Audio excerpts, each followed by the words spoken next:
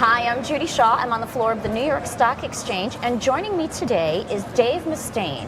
Dave is the founder of thrash metal band Megadeth. Dave, thanks for joining me. You're welcome. Thanks for having me. Great to have you here. Thanks. So tell me, how did you get your start in music, and specifically thrash metal? Well, the music part, I just did it because I had a sister that played piano awfully, and I picked up the guitar to cover the noise, and it just became my friend after a while. Mm-hmm. And how I got my start in thrash metal was a particular music style that was so aggressive it really addressed a lot of the angst that I had as a teen. Okay, so how is thrash metal different from heavy metal? Good question. Thrash metal is a lot different because heavy metal has some chords. Mm-hmm. Thrash metal has a lot of picking on what's called a riff, which would be repetitive notes. Also, thrash metal originated from the new wave of British heavy metal. Mm-hmm. Heavy metal was part of the British invasion, Led Zeppelin, stuff like The Who, bands that followed after that. Iron Maiden would be considered that, Judas Priest, who we're playing with tomorrow night, Madison Square Garden. Scorpions would be considered heavy metal. We're thrash metal because it's a lot faster, a lot heavier. I don't know where the word thrash came from, probably because people are thrashing their bodies out when they listen to the music. Okay, so Megadeth is actually one of the 4 bands that's been credited with starting thrash metal. Right. Talk to me about Megadeth and all your success. Well, the term you're talking about, the big 4, has to do with Megadeth, Anthrax, Slayer, and Metallica. And we all are affectionately called the big 4. A lot of people argue that there should be the big 5 because they're saying that Exodus or Overkill should be members of the big 5. Mm-hmm. I don't want to get into that argument because I tend to think there should be like the big 6 or 7. Okay. But that for us is great because we have been lifted to this position where we have been set apart from everybody else, and it's very flattering for us because we get to do concerts that are a lot bigger and in a lot more removed places that people don't necessarily get to tour. We just came back from an Asian tour. We did Beijing, Shanghai, we did Malaysia, Singapore, the Philippines. We've done 4 cities in India. We played there 13 times more than any other band. We've been to India more than any other band. We've been to Brazil more than any other band. So, love to tour. So, very popular internationally. Yeah. That's wonderful. So now, your most recent album, Dystopia, and you have a album right here. You did something very interesting around the release of this album. Tell me about that. Which part? The virtual reality part? The pledge part? There's a lot of different things that we did that's a little different from the norm when you do a record campaign. The pledge thing, I'm not sure if that's what you're talking about. Mm-hmm. We had fans that were able to come visit us in the studio, come get guitar lessons from us and drum lessons in the studio, buy used equipment, all kinds of great stuff.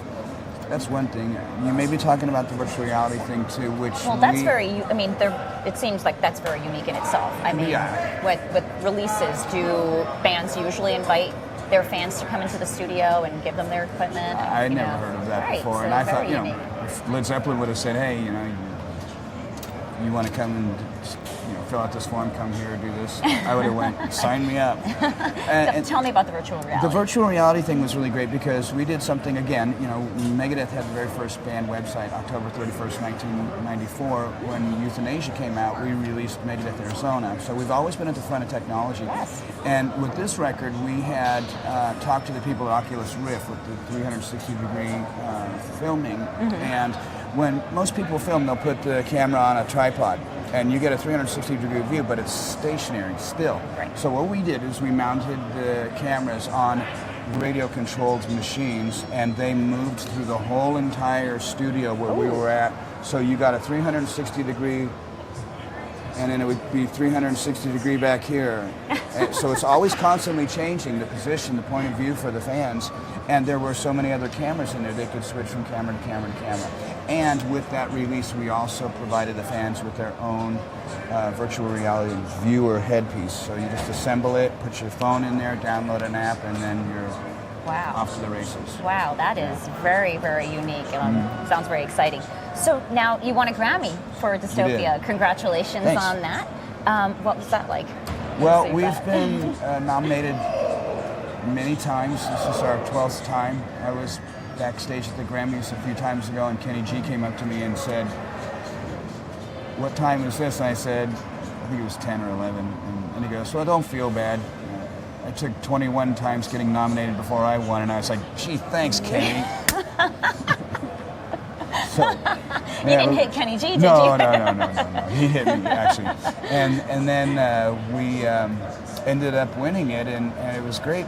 There was all kinds of controversy around it because the band that plays music for the bands, when they walk up, they played another band's song very badly.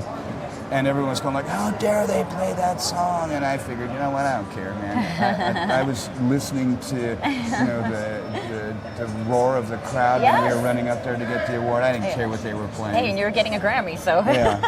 Now, you've been touring for 2 years in support of Dystopia. On this record, yeah. Now, that's a long time. It is. What's it like to be on the road? Well, it depends. If you're doing it because you like the party, it will be exciting for about the first hangover, and then you realize that it's work. If you love your job and you are an entertainer and that's in your blood, then there is a melody that just haunts you, that rides in the air, calling you out to the road, out to go play. And I call it wanderlust, in that we have to play. Okay, now that sounds great. Now, Megadeth Boot Camp. What is that experience?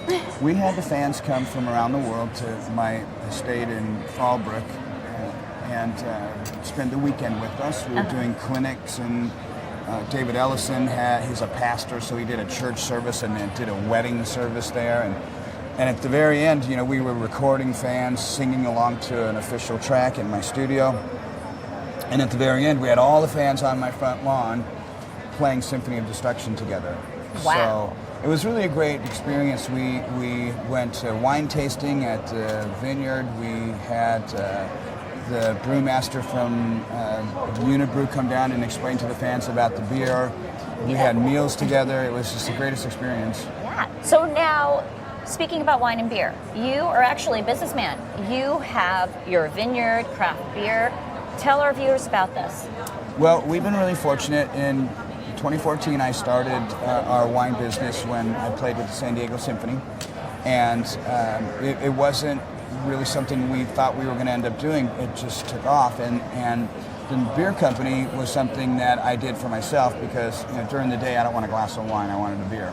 So we talked to a couple of people. Unibrew was the perfect partnership for us, and this is a gold medal beer. We won a gold medal at the Chicago International Beer Festival. And this is triple medal winning, gold, double gold, and a platinum. And the platinum means that all the judges that were in the competition voted for that for first place. Wow. So we have several different wines, but that's our first rosé, and it surprised everybody. Wow. Congratulations. Yeah, thank you. That's Thank you. wonderful. Okay, so final question. What's next for Dave Mustaine? Well, we're going to do this tour with the Scorpions, then we have a run down in South America, and then we're going to take time off, tour's over, get ready to do the next record. I'm working on a video game that encompasses a lot of the band's history, a lot of little riffs that we've never used before, stuff like that, and just prepare for the next tour, next campaign. We owe our record label one more record, so we at least are going to be doing one more record. I don't see the end in sight for us because the band's getting along really well right now, and we're playing great. So, well, congratulations on all of your success. Thanks. And thanks for joining me. You're welcome.